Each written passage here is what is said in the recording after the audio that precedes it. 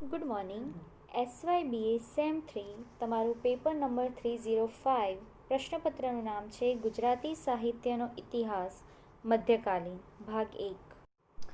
હવે એકમ નંબર 1ની અંદર તમારે 4 પ્રશ્ન છે. મધ્યકાલીન ગુજરાતી સાહિત્યનો ઉદ્ભવ અને વિકાસ, મધ્યકાલીન ગુજરાતી સાહિત્યની રાજકીય, સામાજિક અને સાંસ્કૃતિક પરિસ્થિતિનો ખ્યાલ આપો.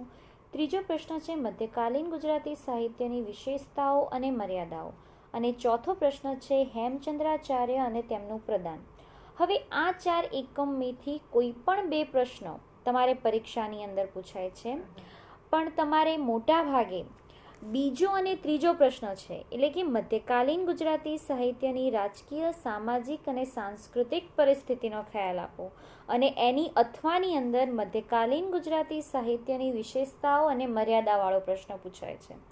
અને પહેલો અને ચોથો પ્રશ્ન છે એ અમુકવાર ટૂંકનોંધ સ્વરૂપે પૂછાય છે, એટલે કે મધ્યકાલીન ગુજરાતી સાહિત્યની રાજકીય, સામાજિક અને સાંસ્કૃતિક પરિસ્થિતિવાળો પ્રશ્ન હોય, પણ એની અથવાની અંદર એક્ઝામમાં અમુકવાર 2 ટૂંકનોંધ પૂછાઈ જાય છે કે મધ્યકાલીન ગુજરાતી સાહિત્યનો ઉદ્ભવ અને વિકાસ જણાવો અને હેમચંદ્રાચાર્ય અને તેમનું પ્રદાન.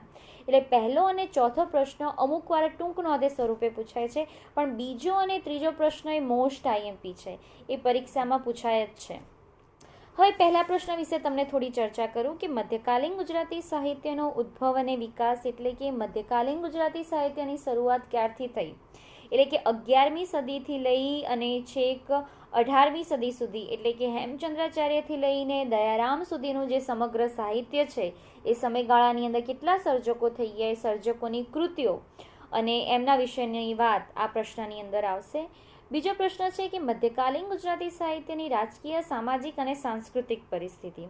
એટલે મેં તમને પહેલાં બી કીધું કે કોઈ પણ સાહિત્ય હોય તે જે તે લોક સંસ્કૃતિનું પ્રતિબિંબ તે સાહિત્યની અંદર જોવા મળે છે. એ જ્યારે મધ્યકાલીન ગુજરાતી સાહિત્યની રચના થઈ, એટલે કે 11મીથી 18મી સદી સુધીના સમયગાળામાં જે સાહિત્યની રચના થઈ છે, એ સમયગાળામાં તે સમયની રાજકીય, સામાજિક પરિસ્થિતિ કેવી હતી તેના વિશેની વાત આ પ્રશ્નની અંદર હશે. ત્રીજો પ્રશ્ન છે કે મધ્યકાલીન ગુજરાતી સાહિત્યની વિશેષતાઓ અને મર્યાદાઓ જણાવો, એટલે કયા લક્ષણોના આધારે કે કઈ વિશેષતાના આધારે કે કઈ મર્યાદાના આધારે તમે લોકો નક્કી કરી શકો કે આ મધ્યકાલીન ગુજરાતી સાહિત્ય છે.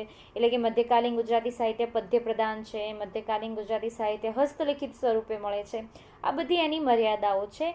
અને ચોથો પ્રશ્ન છે હેમચંદ્રાચાર્ય અને તેમનું પ્રદાન, એટલે મધ્યકાલીન ગુજરાતી સાહિત્ય અને ગુજરાતી સાહિત્યનો જે પ્રથમ સર્જક કહેવાય હેમચંદ્રાચાર્ય, તેમના જીવન, કવન અને તેમના સાહિત્ય સર્જન વિશેની વાત આ પ્રશ્નની અંદર હશે. હવે એકમ નંબર 2ની અંદર પણ તમારે 4 પ્રશ્ન છે, અને 4 પ્રશ્નોમાંથી કોઈ પણ 2 પ્રશ્ન પૂછાય છે.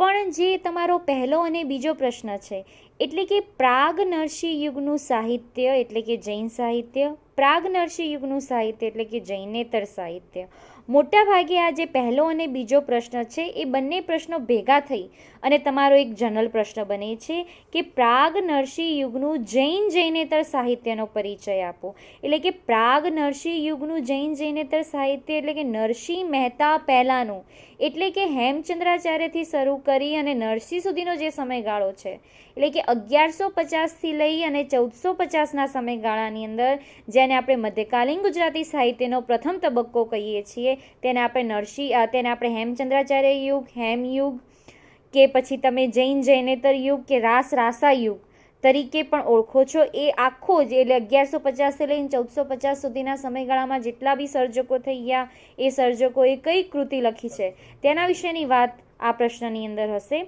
બીજો પ્રશ્ન એની અથવાની અંદર ત્રીજો અને ચોથો, એટલે કે નરસિંહ મહેતાનું જીવન, કવન અને સાહિત્યિક અર્પણ, અને નરસિંહ મહેતાના સર્જક વિશેષો અને તેમની સમગ્ર કૃતિની સમીક્ષા કરો.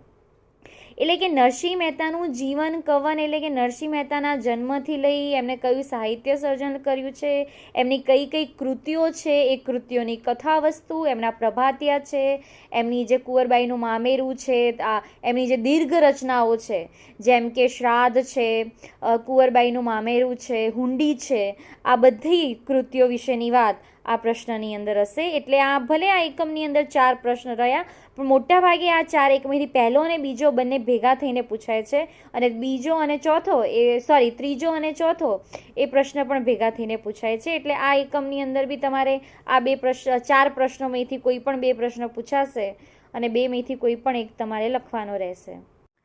હવે એકમ નંબર 3ની અંદર પણ તમારે 4 પ્રશ્નો છે કે મીરાબાઈનું સાહિત્યિક અર્પણ અને સર્જક વિશેષો જણાવો.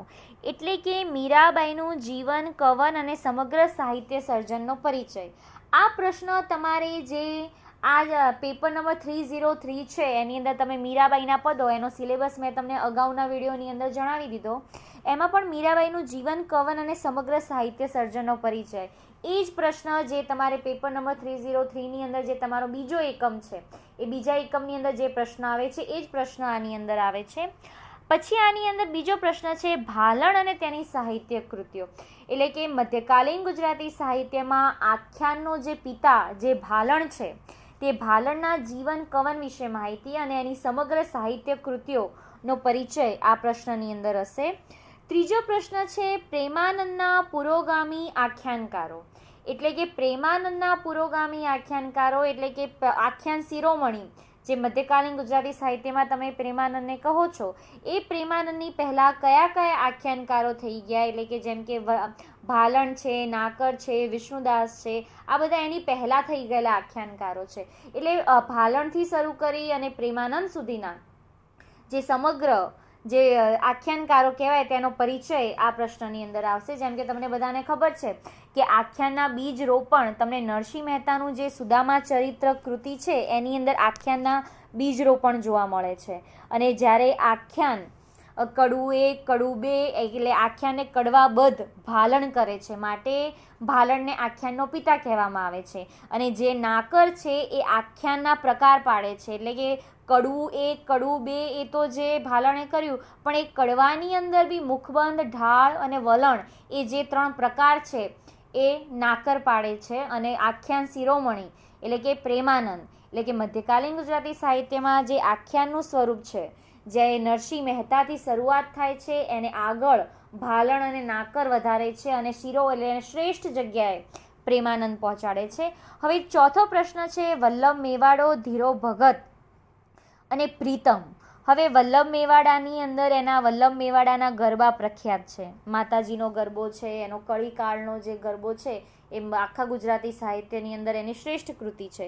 ધીરા ભગતની જે કાફીઓ છે, પ્રીતમના જે પદો છે.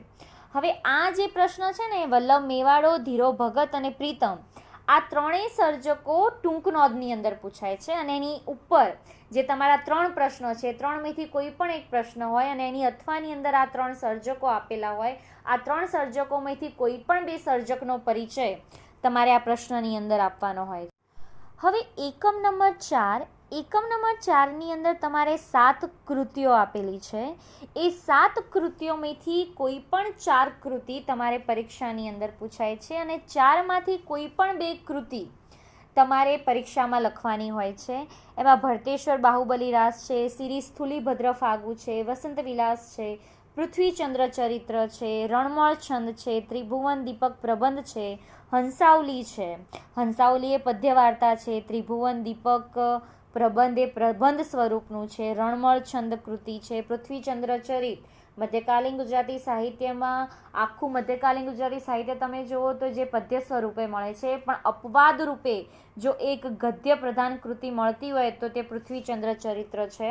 એમાં વસંત વિલાસ અને સિરી સ્થુલીભદ્ર ફાગુ એ ફાગુ સ્વરૂપના છે. અને ભરતેશ્વર બાહુબલી રાસ એ ભરત ભગવાન જે ઋષભદેવ છે, જૈનોના પ્રથમ ભગવાન ઋષભદેવના 2 પુત્ર છે ભરત અને બાહુબલી, તેમના જીવન વિશેની વાત રાસ સ્વરૂપની અંદર કીધેલી છે.